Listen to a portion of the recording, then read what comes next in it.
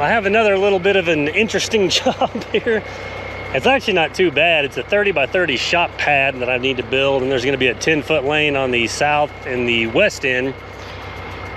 But you can tell I've got some piers here to do something with. So the whole deal with this is the builder and the concrete guy came up with this because the homeowner didn't want to spend the money, I guess, on a 7-foot stem wall, because they're going to put a wall here and then a wall that'll kind of just die out like 10 feet past that stake, and then the driveway will come in here, and then the shop's going to be right here. So originally they were just going to have a wall here, and that way they didn't have to add any fill out here or change any of the landscape or anything. But now they've kind of shifted the shop, so now instead of a 4-foot wall, it was going to be a 7-foot wall. But their new idea is to do this, have me build a pad.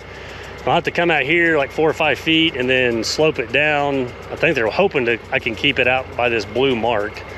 That's going to be pretty steep because the top of the pad actually has to be, the builder spent some time yesterday to that red mark, which I don't know how. He told me I can cover up these piers, and then when we dig the footings, we'll dig them back up. I'm going to try to leave them exposed, but the problem is now I can't really pack anything in between these columns, so I may have to get the 260 with the compaction wheel just to do that. So that kind of makes me leery that that's going to be a little soft underneath there. But like I said, the footing's now going to sit on those piers because the city specs, you're supposed to dig back down to virgin ground. So even if we built the pad up, we still have to dig a really deep footing, but they came up with this idea instead. So it kind of feels like another one of those spending a dollar to save a dime. I mean, they just didn't want to spend the money on the wall, but I don't know if they're going to be that much money ahead doing it this way either. So we'll see. This should keep it interesting. But got the 250 and the roller over here since the 12's on another job. So I'm going to jump in it real quick and just strip the grass off. I don't probably really need to because there's absolutely no topsoil over here, but I like to get the vegetation off of here. I'm not so much worried about the outside, but at least on the inside of the shop pad. So we'll strip that off, and then I'm actually selling and running some of the fill for my shop since it's just a couple miles down the road. So I tried to get Brian to haul me some yesterday where it was already over here to speed things up a little bit, but he didn't have time. So I'm gonna try to work on hauling and building the pad today and see how far I can get.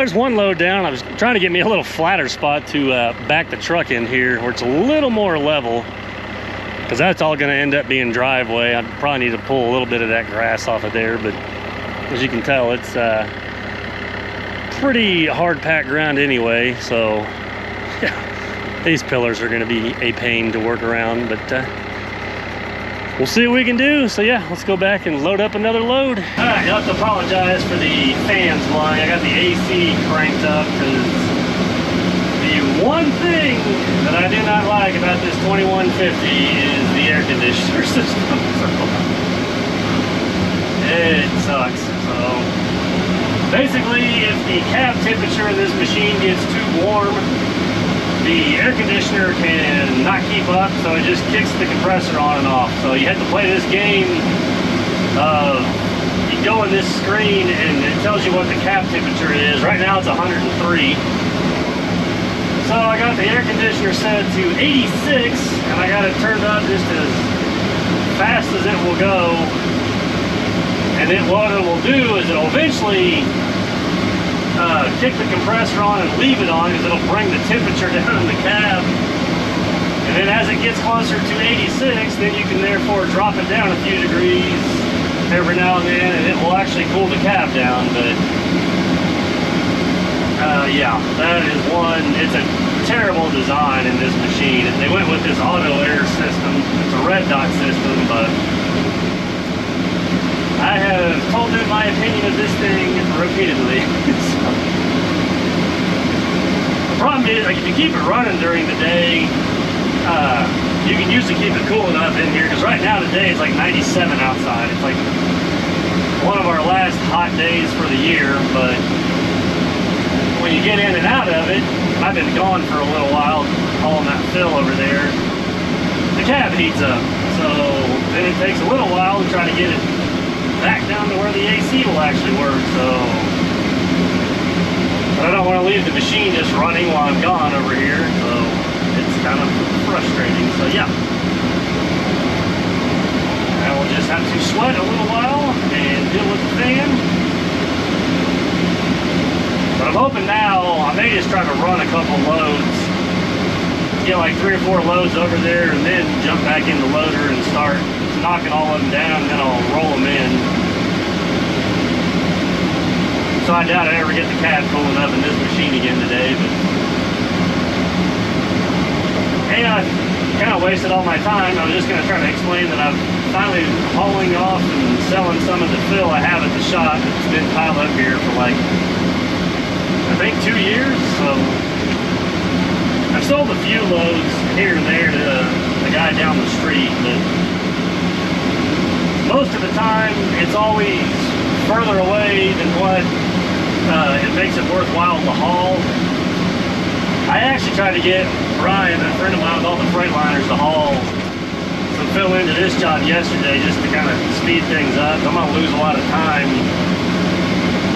loading and hauling myself, but he couldn't make it. It actually was raining on the north end of town, and then the guy on the south end of town was pouring concrete, so I couldn't get any fill yesterday. Today's Saturday, so there's no one running. So, just doing it myself now.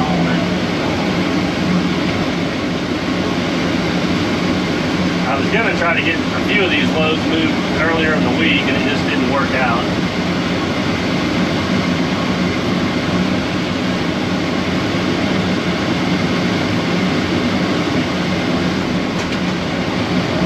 So yeah, now we're just going to load and haul a little while and apparently sweat while we do that. I'll probably end up moving this whole pile that I'm sitting on. I'm sure that pad's going to at least will take all that, so it's probably full enough.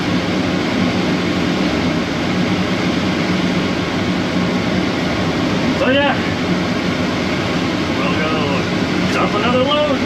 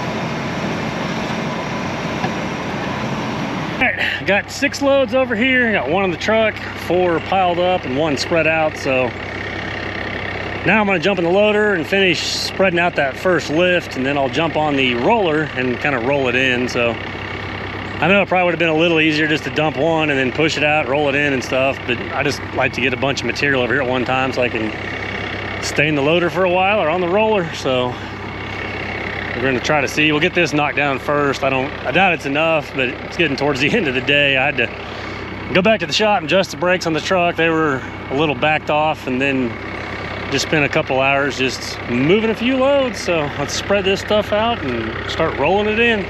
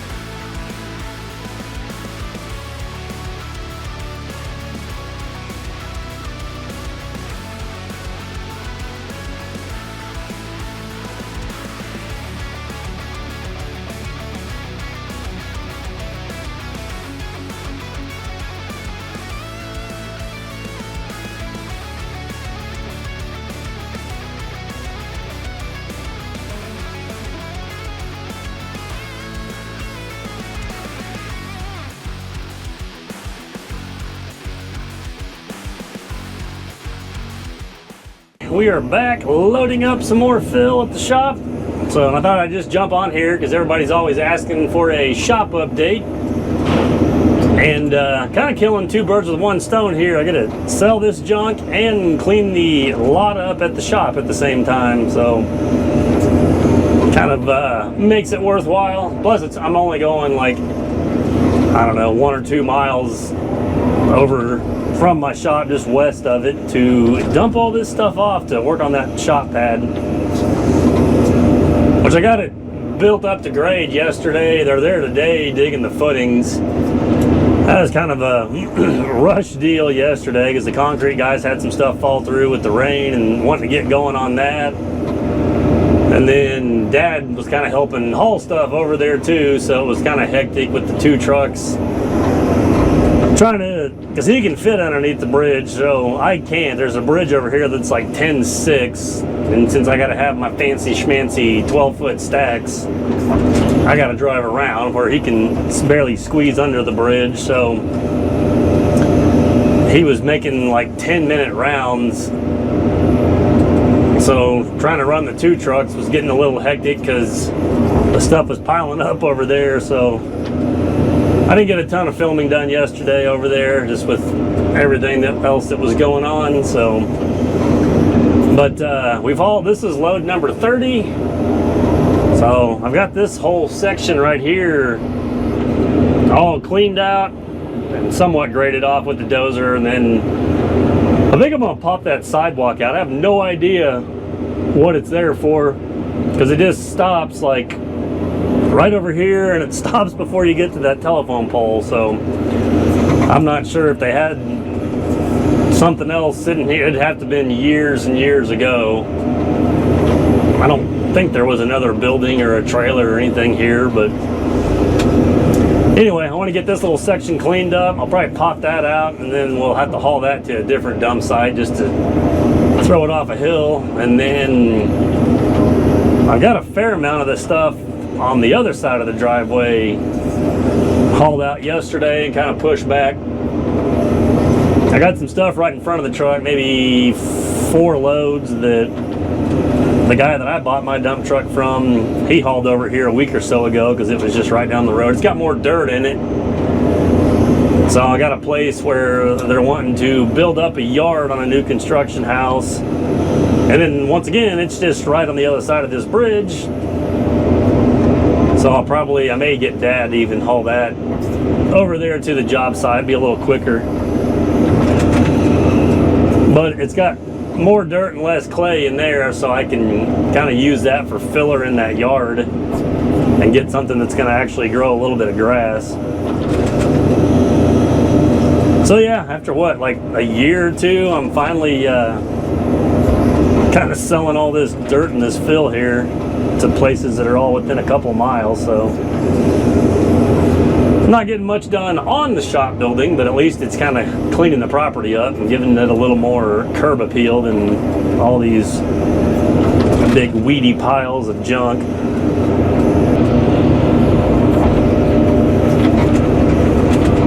Yeah, I'll bring the dozer over here one more time today and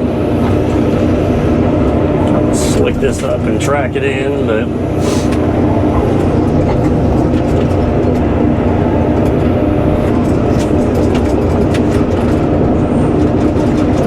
yeah, so now that spot will be, like I said, I'll doze it over there and I'll watch the power lines, but I'll slick that off and then we'll let the grass grow back up. And then there's a few piles that's got more of the dirt, and then you can see a little more of the clay and stuff behind there, but I kind of got it all pushed back. So we're going to get a lot of the property kind of cleaned up, so it's going to be kind of nice. It was a pretty embarrassing eyesore with all this fill here, and then we just kind of let it go for a year.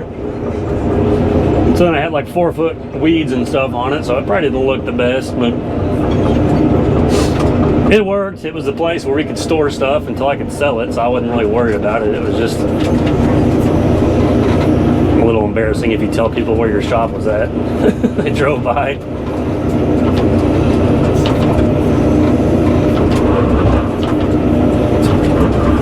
Maybe there is a sidewalk all the way over there.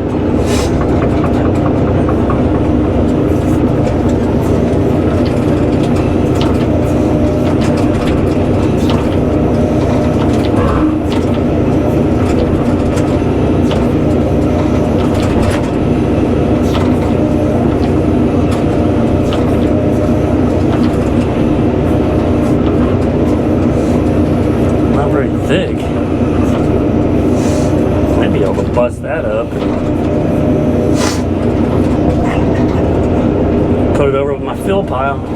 Look out, little frog.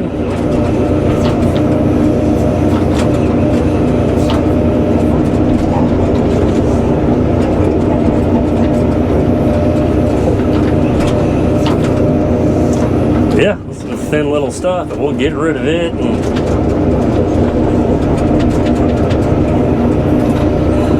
get us a little more of a dirt spot.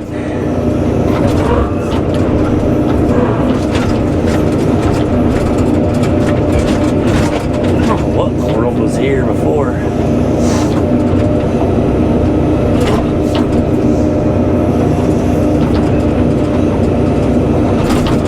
Yeah, and it just kind of stops like right there, so interesting.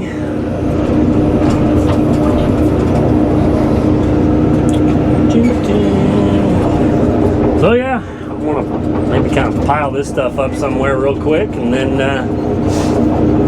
we'll go dump that load, and then like I said, I may come back and get one more, and then I'll have 4 loads over there to